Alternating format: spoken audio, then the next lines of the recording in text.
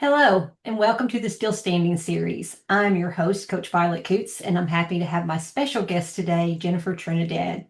I'm a Christian life coach, equipping and empowering individuals to live in their true identity and be who God created them to be, living in the freedom He died to give us. I'd love for you to grab my free biblical affirmation card so you can start renewing your mind and finding that freedom today. And if you're feeling stuck in any area of your life, schedule a free call with me. That link will be in the show description. Hi, Jennifer. Hi, Violet. Thank you for having me on today. Oh, thank you for being here, joining us today from Hawaii. So, one of my dream locations to go one of these days, I guess.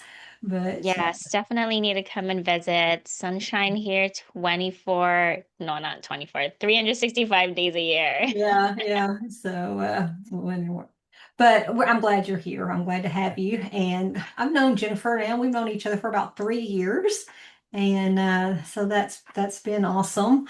Um, but why don't we start? Just tell first of all before we get into your testimony, just tell the audience a little bit about you, and then we'll move into what you want to share today. Sure. So, yes, I'm Jenn Trinidad from Honolulu, Hawaii, and I am the Budget Diva. So, I help people with their budgets and getting their finance together while not sacrificing their everyday life. So we try to equip people and helping them to still be able to go out shopping and go on date nights with their spouse, all while living on a budget that fits with their schedule and fits within their parameters. Yeah. And that's awesome. And this is something you've worked through yourself and developed this if I remember right. Is that correct? Yeah, so our story started when my husband and I were $90,000 in debt, and we were just like everyday people. We were just living our life, paying our bills, going out to eat, and doing all the things that you just do as an adult until we just realized that we didn't have any savings, and life was getting tough when you are hit with a emergency, like a car emergency or a medical emergency. Where does that money come from? And so we started going down the rabbit hole of Dave Ramsey's program, which was definitely a blessing. But the one thing that we didn't like doing was living on the rice and beans diet. And so we started just seeing what alternatives there were out there so that we could still just have like a little bit of life. So trying to pay off debt quickly, but still being able to go on date nights and have a little bit of fun into our budget. And so we found something called mystery shopping, which is basically like a Yelper where you're going to places and giving them reviews on the service and the products that you receive. And in exchange, they will reimburse you for your purchases and pay you for your time. So that gave us a lot of margin in our budget to be able to still pay off debt, but have some fun on the weekends and really just get to connect with each other through those date nights. Yeah, yeah. And so that's important. I've gone through. I went years ago. Well, we went through the Dave Ramsey thing as well, and you're right. It was kind of like, okay, but this is happening, and I want this to happen, but I think it's it takes discipline. When you hear the word budget or, think about food and you hear the word diet, those are usually not the things that we want to hear or even discipline.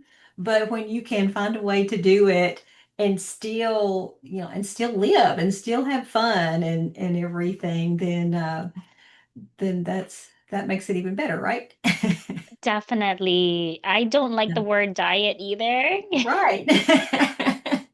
And I have a sweet tooth, so as much as I try to eat healthy, I still need something sweet in my diet. Right, right. Yeah, yeah. Well, that's okay.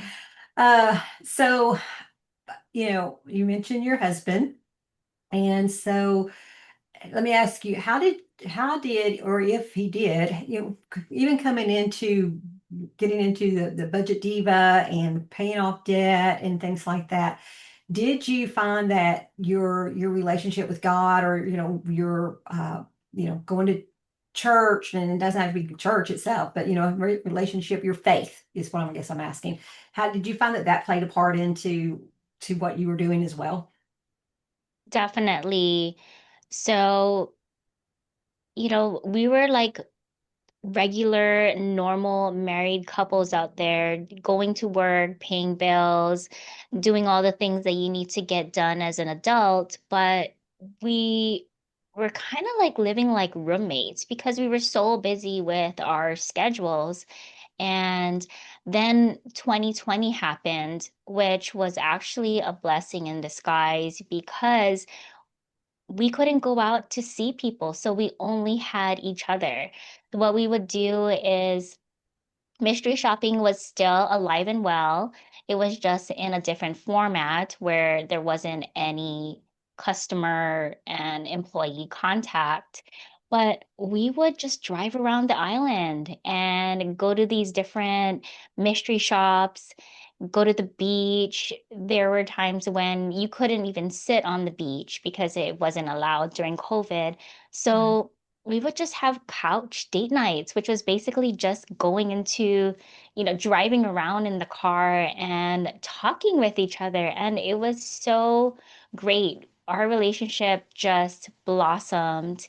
And of course, anyone who knows Alden is he is always on fire for God.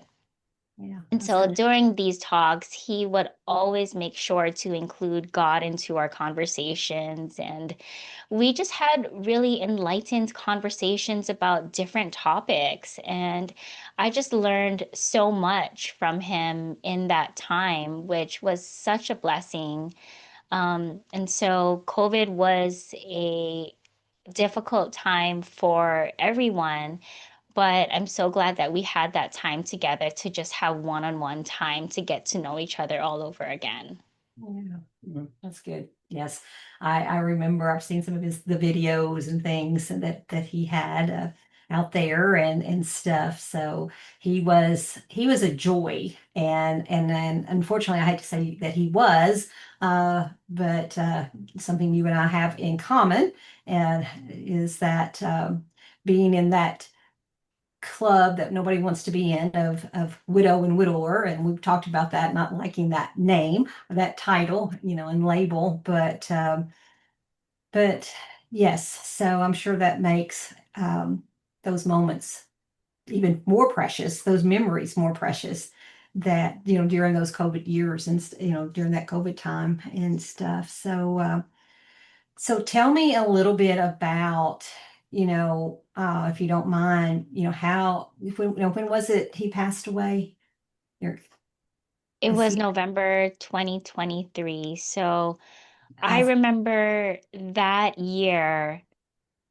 In the back of my mind, I was always afraid for the other shoe to drop. So things were mm, going so well. We had bought a new house. I was doing well with my business. He was doing well with his business. Our relationship was blossoming. Our son was in college at the University of Washington. And so life was going so well. And I remember in the back of my mind always thinking, when is the other shoe going to oh, drop? And in my daily prayers, I would pray, like, God, please protect our family. And things are going so well. I don't know when the earth is going to open. And surely it did. So in November of 2023, it was my son had got home from college. He was visiting for Thanksgiving week. And Alden wasn't feeling well. And so he said, and I'm going to go to bed early. I'm not feeling well. I'm like, okay.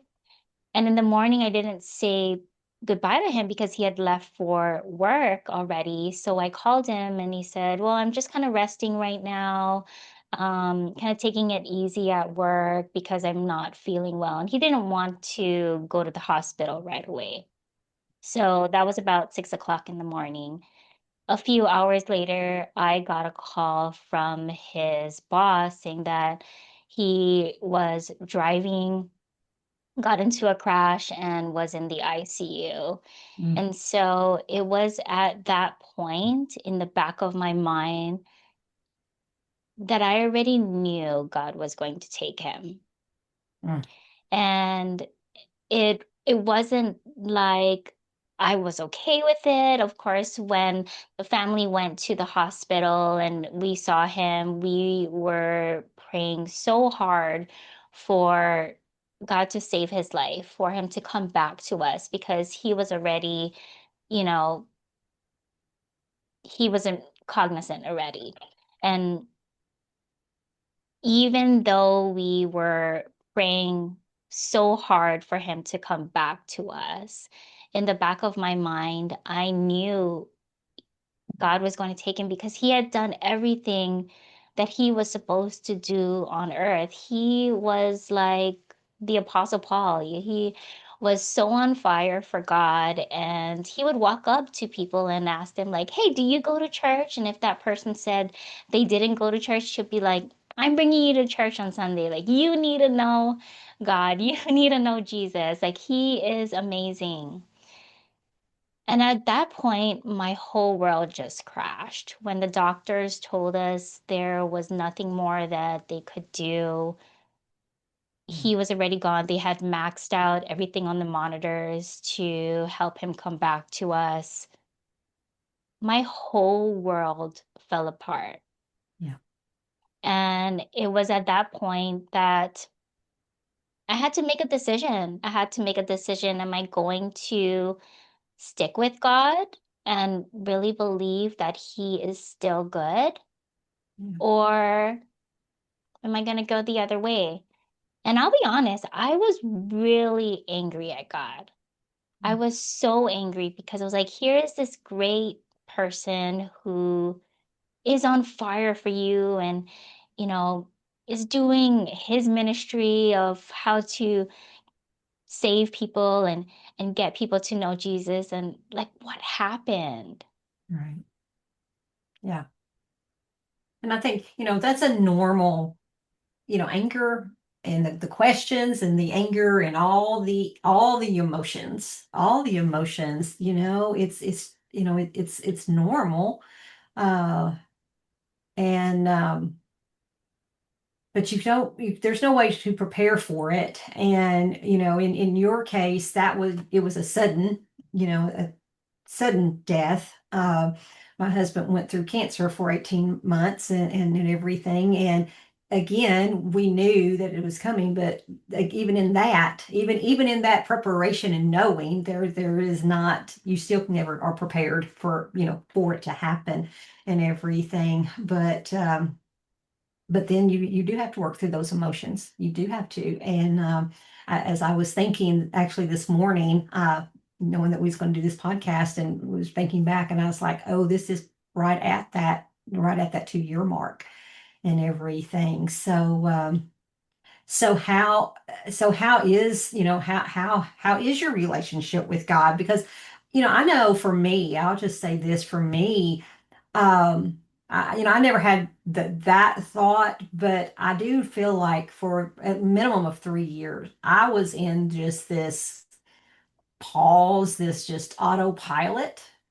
If anybody saw me, especially people that know me, they wouldn't know anything was going on. I was just, I did what I needed to do, but behind closed doors, there was a lot of tears and there were all these things and inside and everything was, bittersweet at the time for me. It's like our first grandchild was born shortly after my husband passed away, and everything. I know for for a year it was like bittersweet, bittersweet, and even now there's still things what I consider bittersweet.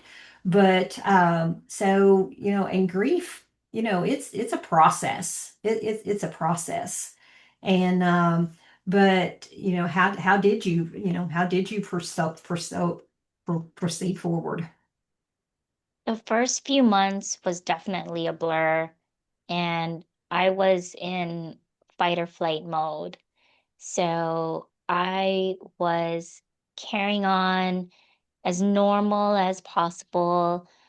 Still, I was on leave from work, but still running my business, still doing the everyday things, just really trying to live normal. But at the end of the day, it was like time just stood still. Mhm. And I would look at the clock and be like, it's only 7 o'clock. Like there's still so many hours in the day until, I go to sleep. And I think when you're in that survival mode, all of a sudden your body just gets tired and your body is just exhausted and your body just wants to rest. Yeah. And I remember, Alden's favorite verse is Psalms 23. And he would just quote that, like, God just wants me to rest. God just wants me to rest. And it was at that moment when my body just gave out and said, you've been in fight or flight mode for too long. Like, you need to just rest.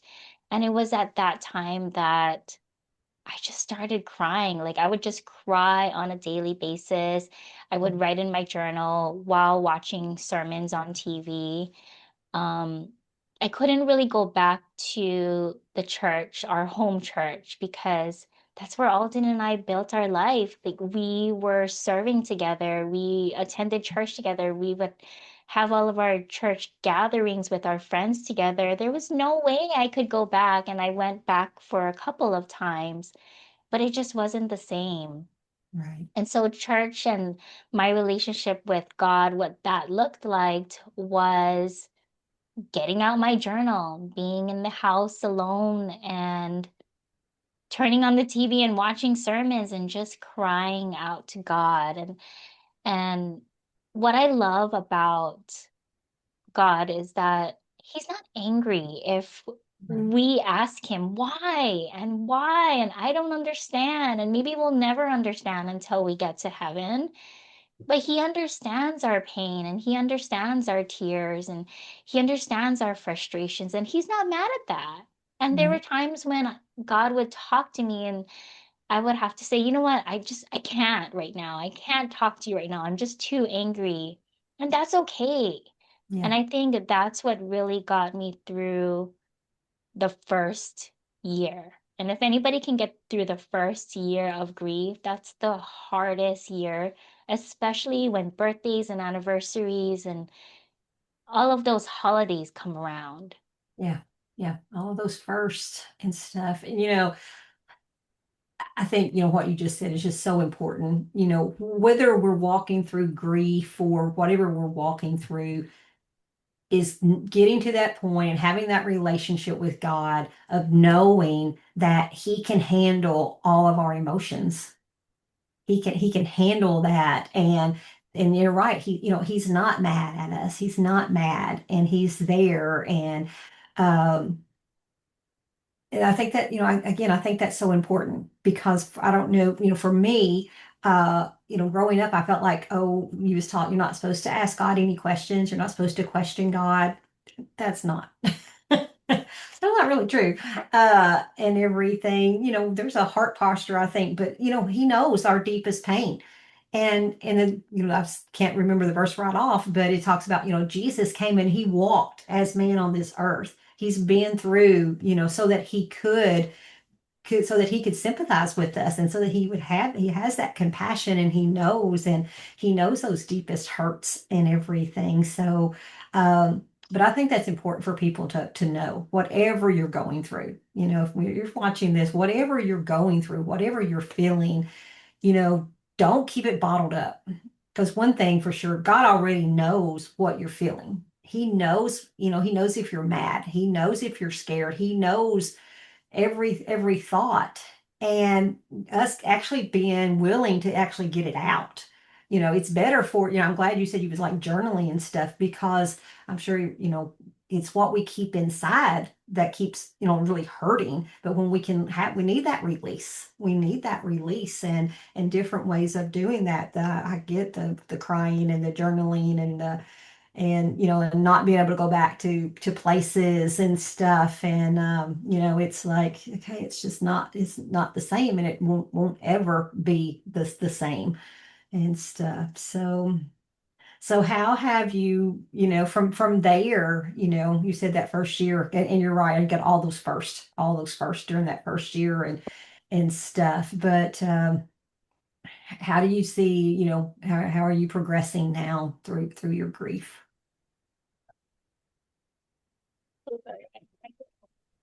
You're okay.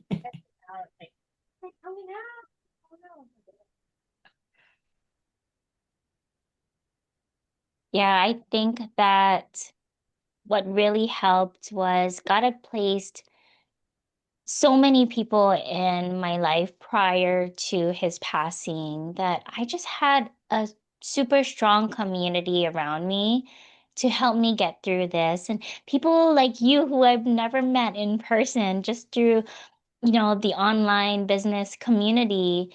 I had Francine, Ivy, and Kay Conwell come visit me to Hawaii from Texas Mhm. a couple days after everything happened. And I think just having that community around me to not only support me, but just be there, like for me, dealing with the grief, I didn't want to talk about it.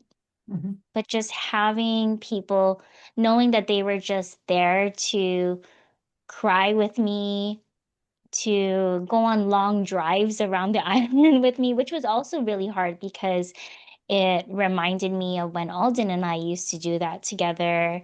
But just having that support right next to me and knowing that I didn't have to talk, I didn't have to do anything that I wanted to do. They were just there to sit in my grief with me, Yeah. helped so much and helped me get through it.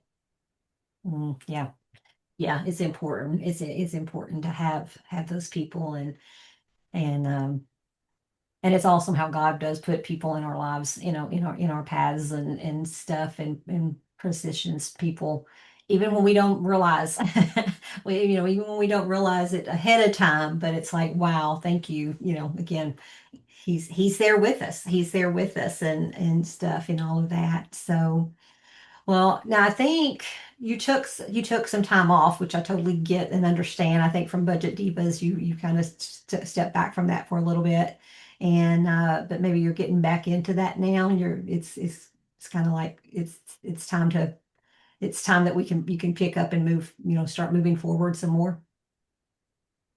Yes, I did have to take time off. I took about a year and a half off because it was just too hard. It was the business that Alden and I had built together, but more than just a business, it was just our story. Right. It was our story of how we got out of debt together and we built all of these memories together.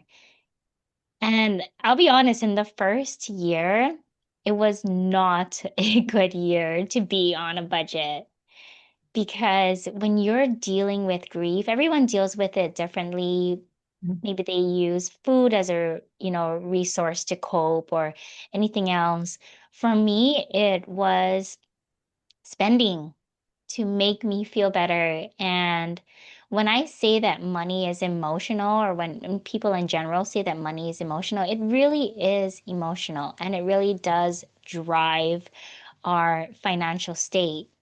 And so the first year, I definitely took some time, and we were so fortunate to have put the foundations together of what Dave Ramsey had told us to do. He says, even before you start your debt-free journey, make sure you have life insurance.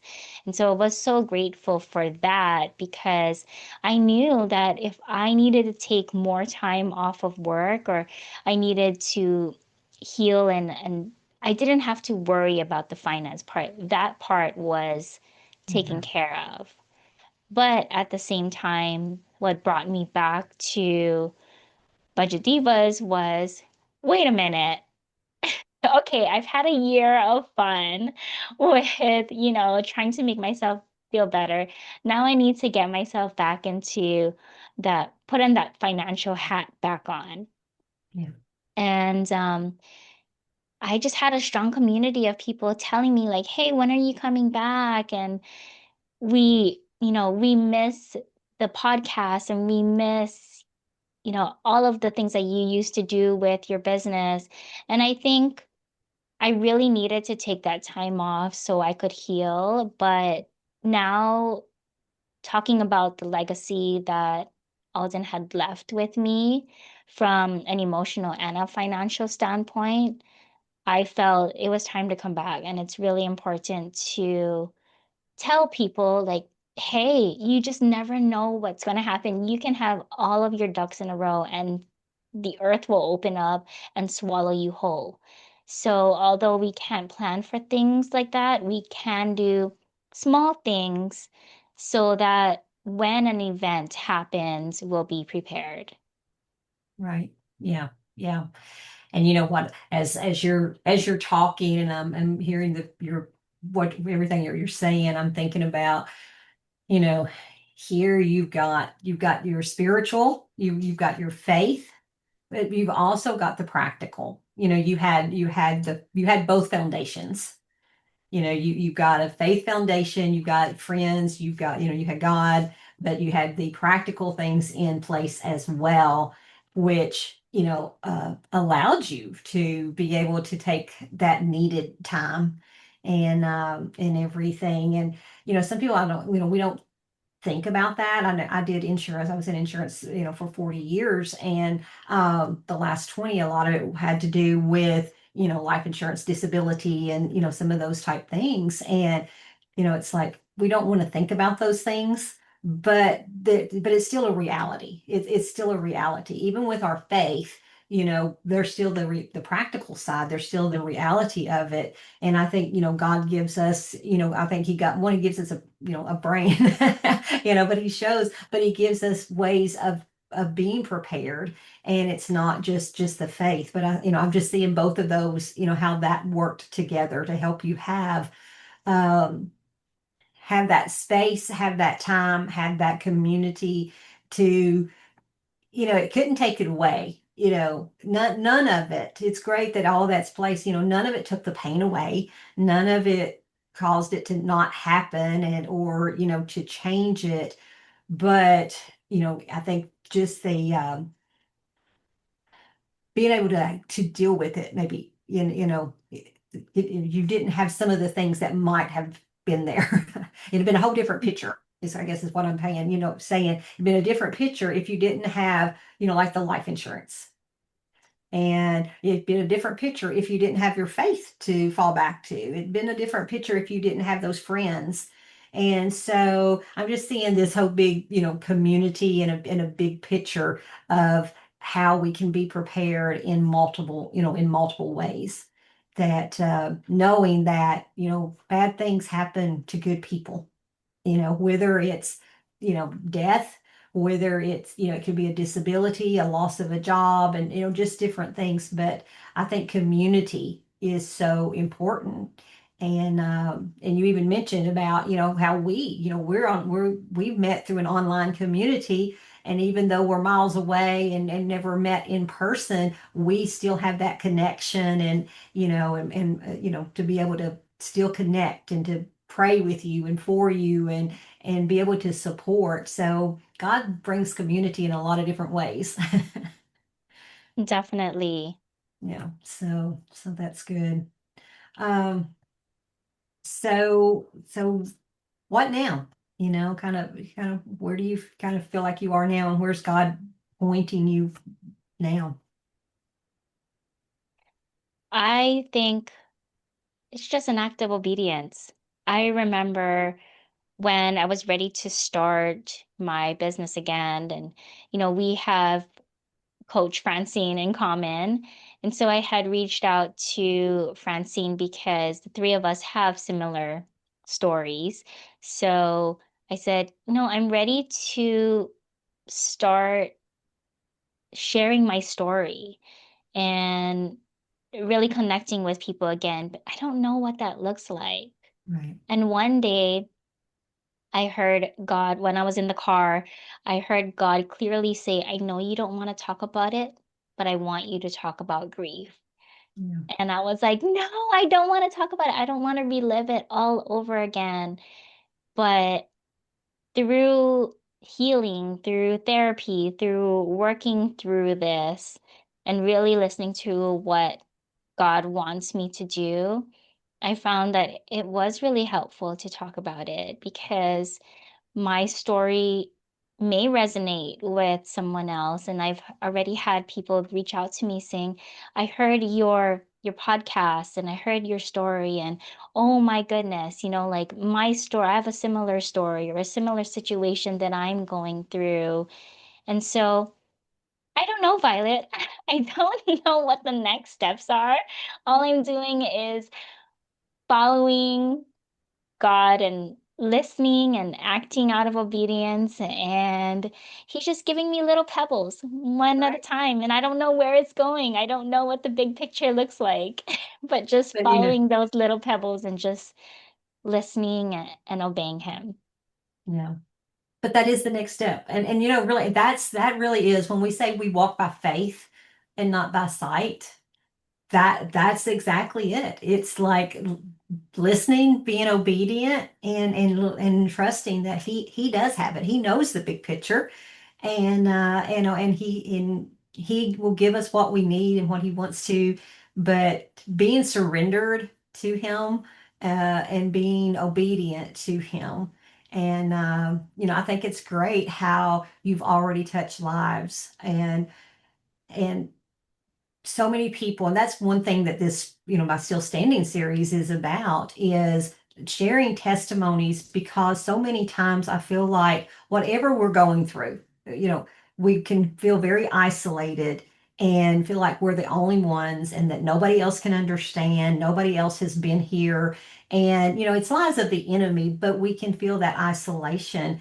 But when we hear the other story, when we hear somebody else's story, and we can make that, it goes back to that community, that connection. And we can, then we help each other, by sharing that. And like you said, I mean, it really does help us as well. We may not think about it like that, but it helps us. And God knows what he's doing. We sometimes like, or I'll say, I sometimes like, God, are you sure? Or I don't know about that. But that trusting, and that speaks so well, I think, of, your faith journey. And that, yeah, you had a choice to make of, am I going to still keep my relationship with God, or am I going to walk away from it? And, you didn't walk away from it. You was very honest with him, and he let you work through your feelings, and he was there. And and then it's like, okay, let's move forward. And I think that's something too, because I think so much devastation can come when we turn our backs on God. And because, again, bad things happen, things happen. And when we're especially talking about grief, or in loss of a spouse, or family member, everybody does experience that. And it's not that God's not loving, it's not that he's not good. That's even the Bible says we're all going to die, unfortunately. And and this thought just came to my mind. And I didn't know your husband that well, and everything. It was saw him a few times and we was in group meetings, some things a few times, but not much, and saw many of his videos. But I feel like one thing that he would say right here, and so I hope I'm not overstepping by doing this. I'm actually getting a little teary-eyed just kind of thinking about it. But I think if there's something that he would input here would be he would probably tell everybody, be ready. Be Mhm. ready, to have that relationship with God, to make sure that above everything was to have that relationship with God and be ready because we don't know when that time is. Oh my goodness, you are hitting it the nail on the head because I remember it was 2 weeks prior to him passing, and it was on a Sunday. We were getting ready for church. We were about to pick up my cousin to bring him to church with us. And he said, I need to save everyone. I need to bring everyone to church. Like, you don't understand what's going on Mm, in the spiritual realm. And I didn't really put two and two together and like, what is he talking about? But he really knew like we need to be ready because we don't know when our time is up. We don't know when God's going to come back. We just don't, there's so many things in the spiritual realm that we don't know. yeah, And yeah, I remember he was just so on fire for being like, I need to keep talking to people and bring them so that they can have a relationship with God. yeah. And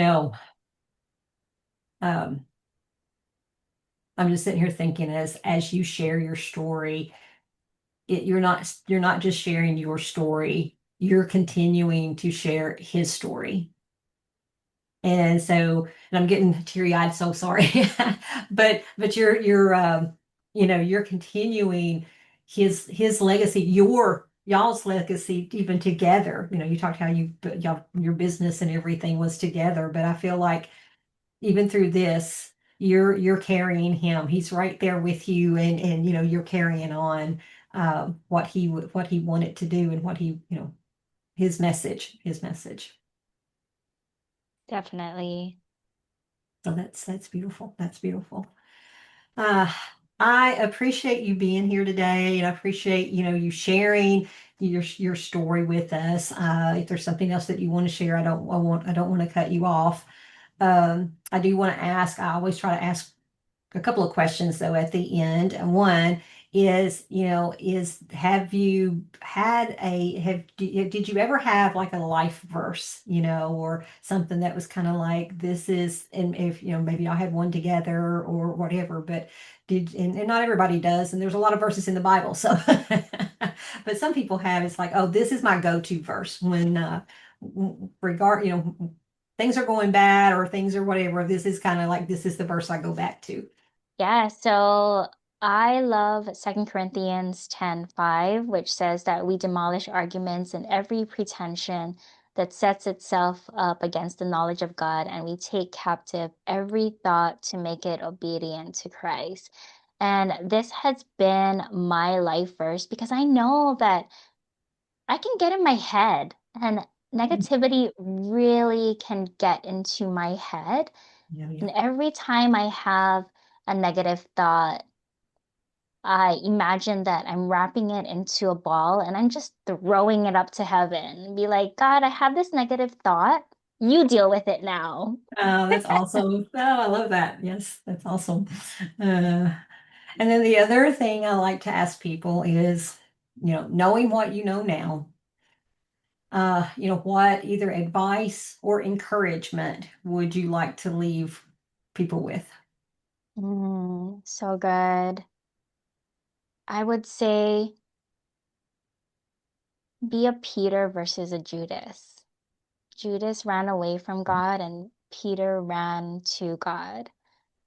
So no matter what happens in life, even if you're upset at God, even if you're angry at Him, tell Him that. Talk to Him about it. Tell Him, I'm angry right now. Like, I don't want to talk to you. I just need some silence. But the more that you talk to Him about it, the more your relationship will strengthen with Him. And just know that He will never leave you, He will never leave us.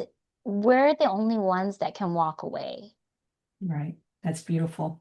Yeah. So good. So good.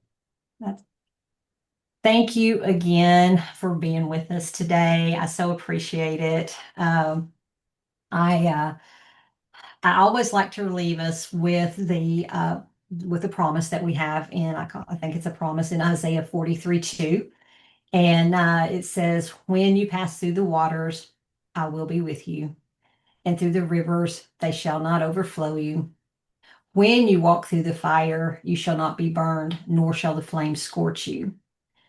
And I call it a promise because it tells us that things, again, we will go through things. We will go through things. We don't have our choice on what those things necessarily are. But God, as Jennifer just said, as Jen just said, God will never leave us or forsake us. He's with us. He's with us in the fire. He's with us in the mess. He's with us in the grief.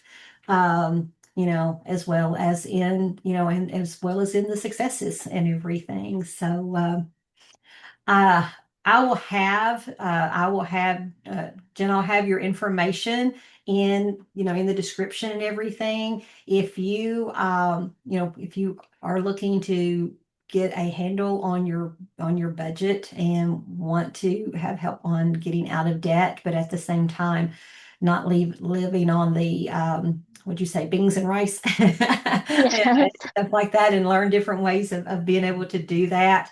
Uh, then then I know that Jim would be more than glad to talk with you, let you know what she does there, and and you can check out her podcast as well. And again, I'll just say, if you need someone to talk to, or if you're going through grief, even, and if you need someone to talk to, reach out. And I will say, to either of us, because when you've walked through it, everybody's grief is different, but at the same time, we do still have that, so many things in common. But if this episode has been encouraging to you, then please like and subscribe to the channel, leave a comment, even share it with a friend. Maybe you got somebody that's like, yeah, they need to hear this because they're walking through some stuff right now as well. And again, if you're feeling stuck, feel free to schedule a free call with me. So until next time, have a great day.